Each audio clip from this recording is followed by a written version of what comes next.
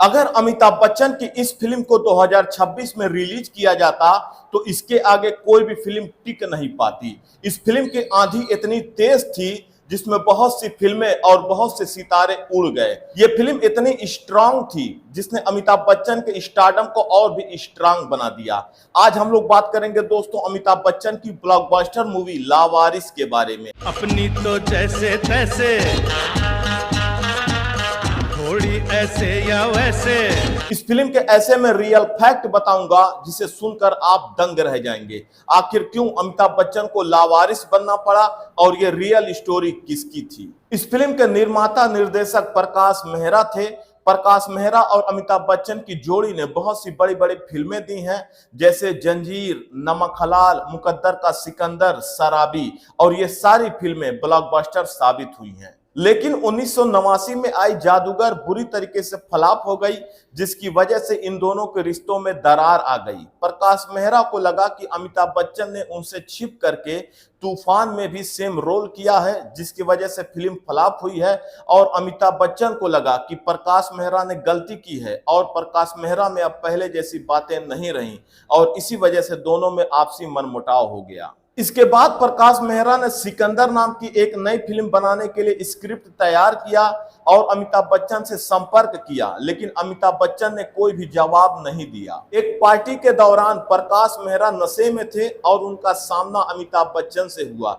प्रकाश मेहरा अमिताभ बच्चन पर चिल्लाने लगे और वो कहने लगे कि तुम्हारे साथ मैंने बड़ी बड़ी ब्लॉकबस्टर फिल्में दी हैं और आज तुम्हारे पास मेरी स्क्रिप्ट पढ़ने का भी टाइम नहीं है। अमिताभ बच्चन ने जवाब देते हुए कहा कि ब्लॉकबस्टर फिल्मों से सिर्फ मुझे ही फायदा नहीं हुआ है, आपको भी फायदा हुआ है, मुझ पर चिल्लाइए नहीं। और इस तरह से इन दोनों की दोस्ती हमेशा के लिए खत्म हो गई। कहा जाता है कि लावारिस फिल्म प्रकाश मेहरा के रियल लाइफ से इंस्पायर थी।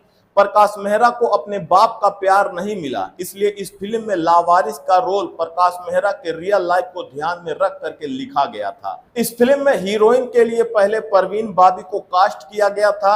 परवीन बाबी को लेकर के शूटिंग भी स्टार्ट हो गई थी, लेकिन किसी कारणवश उन्हें हटा करके जीनत अमान को लाया गया और जीनत अमान और अमिताभ बच्चन की जोड़ी ने इससे पहले भी बड़ी बड़ी फिल्में दी हैं। इस फिल्म का सबसे पॉपुलर सॉन्ग मेरे अंगने में तुम्हारा क्या काम है, इस गाने को फिल्म में 2 बार इस्तेमाल किया गया है। फीमेल वर्जन को अलका याग्निक ने गाया है, जिसकी वजह से पहली बार अलका याग्निक को बेस्ट सिंगर का अवार्ड मिला। मेल वर्जन को अमिताभ बच्चन ने खुद अपनी आवाज में गाया था और औरत के भेष में परफॉर्म किया था। ये आइडिया इतना पॉपुलर हुआ था कि मात्र इसी गाने के लिए लोग बार बार फिल्म को देखने जाते थे और ये गाना उस साल का सबसे सुपरहिट गाना साबित हुआ। हालांकि अमिताभ बच्चन ने एक इंटरव्यू में बताया था कि ये गाना यूपी का एक लोकगीत है और वो बचपन से इस गाने को शादियों में सुना करते थे और इसी गाने को उन्होंने अपने फिल्म में इस्तेमाल किया था। हालांकि इस गाने को लेकर के अमिताभ बच्चन को बहुत ट्रोल किया गया था।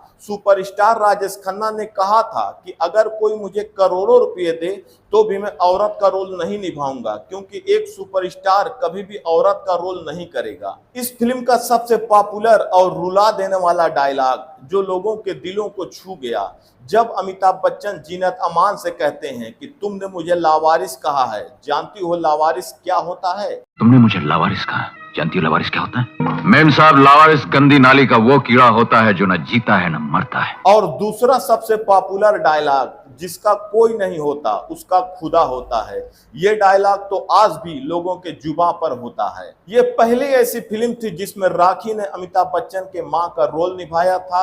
इससे पहले हर फिल्मों में राखी अमिताभ बच्चन की हीरोइन बनकर आती थी और इस मां के रोल के लिए राखी ने मना कर दिया था। अमिताभ बच्चन के काफी रिक्वेस्ट करने पर राखी ने मां का रोल निभाया था। उन दिनों प्रकाश मेहरा और मनमोहन देसाई एक दूसरे के कंपटीटर थे और प्रकाश मेहरा ने मनमोहन देसाई के बारे में कहा था कि मनमोहन देसाई की अधिकतर फिल्मों में मिलना और बिछड़ना सिर्फ यही फार्मूला होता है। और जब प्रकाश मेहरा ने लावारिस बनाया तो मनमोहन देसाई ने तंज कसते हुए प्रकाश मेहरा को कहा कि प्रकाश मेहरा ने मेरा फार्मूला इस्तेमाल किया है। अमिताभ बच्चन सिर्फ एक एक्टर नहीं थे बल्कि पूरा बॉलीवुड थे अमिताभ बच्चन के नाम की आंधी इतनी तेज थी कि उनके आगे बड़े बड़े स्टार टिक नहीं पाए। अमिताभ बच्चन को फिल्में हिट कराने का फार्मूला माना जाता था और ये फार्मूला सबसे ज्यादा भुनाया प्रकाश मेहरा और मनमोहन देसाई ने। वैसे आपको ये फिल्म कैसी लगी और कौन सा गाना सबसे ज्यादा पसंद आया, कमेंट करके जरूर बताएं।